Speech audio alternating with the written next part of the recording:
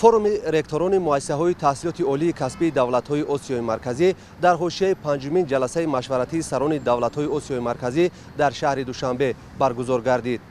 қабл аз оғози чорабинӣ дастовардҳои илмию таълимии муассисаҳои олии таҳсилоти олии касбии ҷумҳурии Тоҷикистон муаррифӣ гардид. таъкид гардид ки дар замони ҷаҳонишавӣ донишгоҳҳо ва марказҳои таълимиро робитаҳои зич ба ҳам мепайвандад.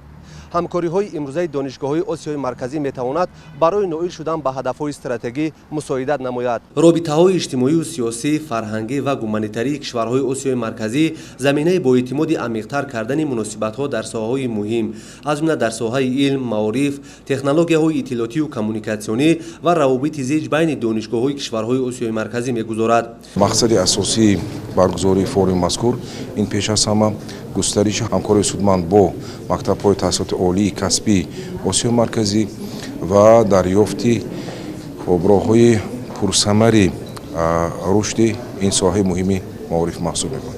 роҳҳои баландбарсифати таҳсилот, густариши ҳамкорӣ аз ҷумла дар мавриди табодули академии донишҷӯён, табодули академии омӯзгорон ва албатта татбиқи лоиҳаҳои муштараки илмӣ мебошад. ва маврид тазаккур аст ки имрӯз дар ин самт албатта корҳои зиёде анҷом дода шуданд ва албатта умед мекунем ки форуми мазкур боз барои дарёфти роҳу усулҳои нав ва муассири рушди ҳамкорӣ ҳам дар самти таълим, таҳсилот ва ҳам дар самти илм боз як такони ҷиддӣ мебахшад.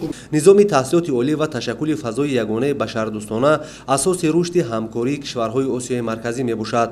форуми ректорони муассисаҳои таҳсилоти олии касбии давлатҳои Осиёи марказӣ бо сухани ифтитоҳии раёсати донишгоҳи миллии Тоҷикистон оғоз гардида, дар идома роҳбарияти вазорати маориф ва илми ҷумҳурии Тоҷикистон, вазири илм ва таҳсилоти олии ҷумҳурии Қазоқистон, вазири маорифи Туркманистон, муовини вазири маориф, илм ва инноватсияи ҷумҳурии Ӯзбекистон суханронӣ намуданд.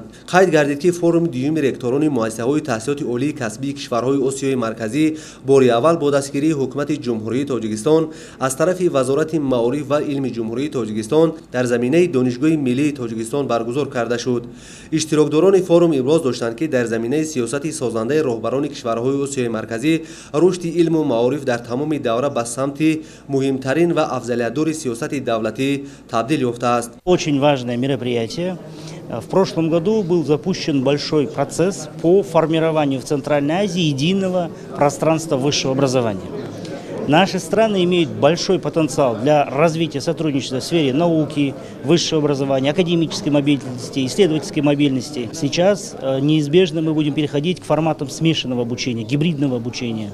Будет широко распространяться форматы онлайн и виртуальных лабораторий, виртуальных классов. Поэтому эти и многие другие вопросы сегодня ректора и министр образования Центральной Азии обсудили.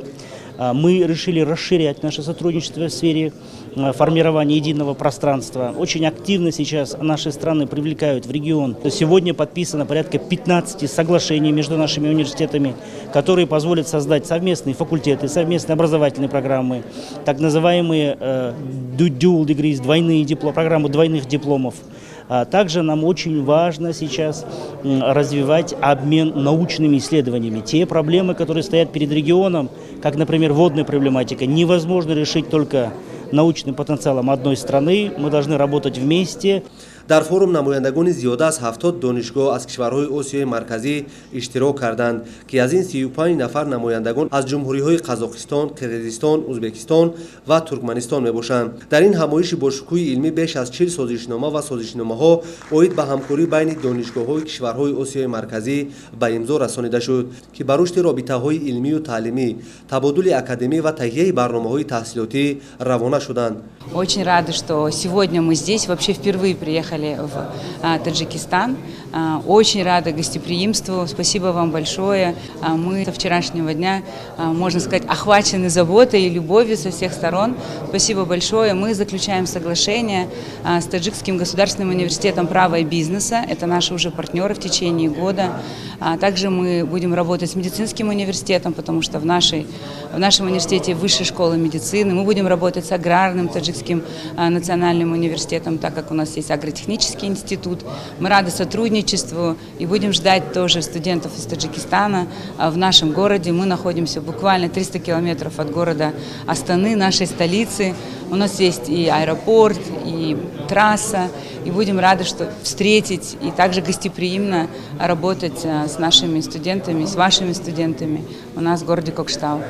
маврид ба таъкид аст ки форум дар ду бахш аз ҷумла тамоилҳои таҳсилоти байналмилалӣ дар шароити ҷаҳони тағйирёбанда, анъана ва инноватсияҳо ва рушди ҳамкориҳои илмию таълимӣ ҳамчун омили ҳамгироии байналмилалӣ дар фазои таълимии бисёр фарҳангӣ доир гардид. яке аз самтҳои афзалиятноки ҳамкориҳои кишварҳои осиёи марказиро ин ҳамкориҳо дар соҳаи таҳсилоти олӣ ташкил медиҳад. имрӯз зарурати ҳарчи бештари тақвияти ҳамкориҳо дар самти таҳсилоти олӣ рӯи кор омадааст. бо дар назардошти мушкилоти ҷойдошта дар ин самт онҳо таъкид сохтанд ки муассисаҳои таҳсилоти олиро зарур аст ки ҳарчи бештар ҳамкориҳои худро дар ин самт тақвият бахшанд ва дар хусуси такмили дарёфту роҳу усулҳои муосири ҳамкориҳо дар ин самт ҷорӣ намудани технологияи нав, роҳу усулҳои нав дар низоми таҳсилоти олӣ ва ҳамзамон дарёфти роҳу усулҳои нави ҳамкорӣ дар шароити ҷаҳонишавӣ ибрози андеша карда шуд. ҳадафи асосии форум омӯхтани таҷрибаи пешқадам, ҷиҳати баландбардоштани сифати тайёр кардани кадрҳо ва таҳкими муносибатҳои неки кишварҳо мебошад. дар идомаи сиёсати байналхалқии муваффақонаи пешвои миллат муҳтарам Эмомалӣ Раҳмон, ин форум метавонад ба самтҳои илм, таълим ва инноватсия такони нав бахшида дар дӯстиву равобити халқҳои минтақа мусоидат намояд. бо итминон метавон гуфт ки форум ба самтҳои илм, таълим ва инноватсия такони нав бахшида марҳилаи муҳими рушди муносибатҳои муассисаҳои илмию таълимии кишварҳои Осиёи марказӣ дар самтҳои ҳамкорӣ мегардад. форум то 14 сентябри соли равон дар бахшҳои алоҳида идома меёбад. нуралӣ Сафомиддин, Меҳрӯзи ҷумъа, шаҳри Душанбе. ахбор.